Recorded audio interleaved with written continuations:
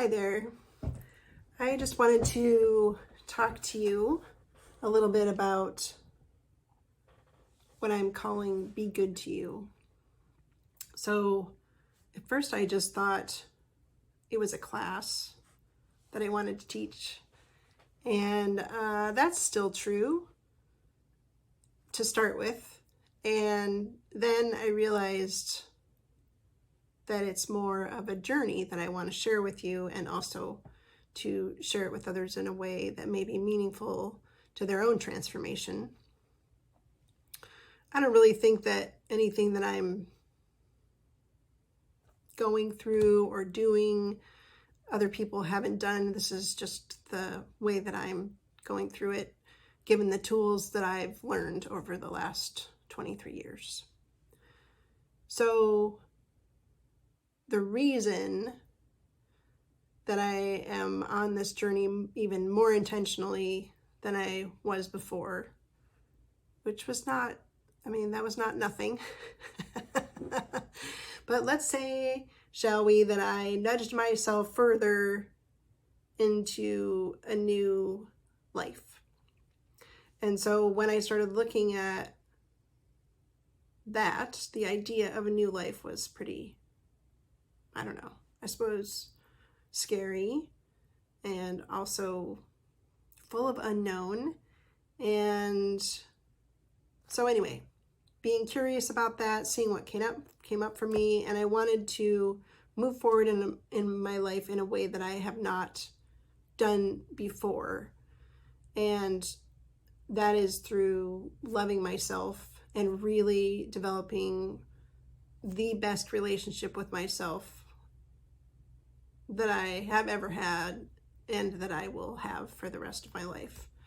And what that means to me is that I am going to pay attention to, listen to, do what I'm asked by my body, by my mind, sort of, by my spirit for sure, by my emotions not as much. So one of the first things that I really looked at was, what's my antenna? What radio station am I tuned to? And I felt like the body, mind, spirit, emotions was a really good way to start filtering through the big array of things that lie in front of me.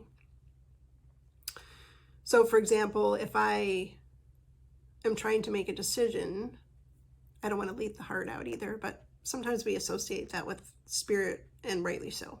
Anyway, when I'm trying to make a big decision or some big change is happening in my life, I don't know about you, but I don't find my brain all that helpful. So my brain's a great tool. You can think about it like a supercomputer. It's capable of amazing things. And also it knows our life. It knows our past, but it doesn't know anything about the future. So it's like a reference library, but not a place that I would go to for information about making an important decision. And then for me, I'm a big feeler. So my emotions have been something that have been a very powerful lens that I've seen the world through, not to my benefit for a lot of it. So it just made me feel small, and I was already sensitive, but the emotion was so loud, it was hard for me to take in anything else. And I think I paid attention to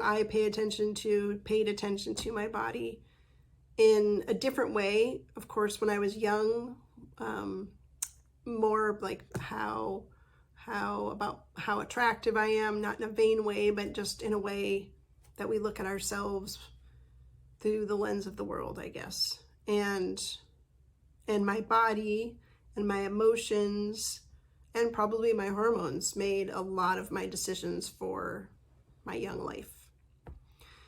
And then at my first Saturn return, everything changed. And that's when I started down the path to real change.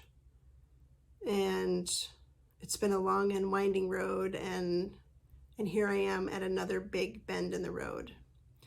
However, I'm excited to share this journey with you, and I am going to be sharing just what it is that I'm doing daily, weekly, to focus my intention, to notice what's going on, to make choices as opposed to react or be forced into making choices, and to be willing to change, and also to be willing to dream and to love myself completely.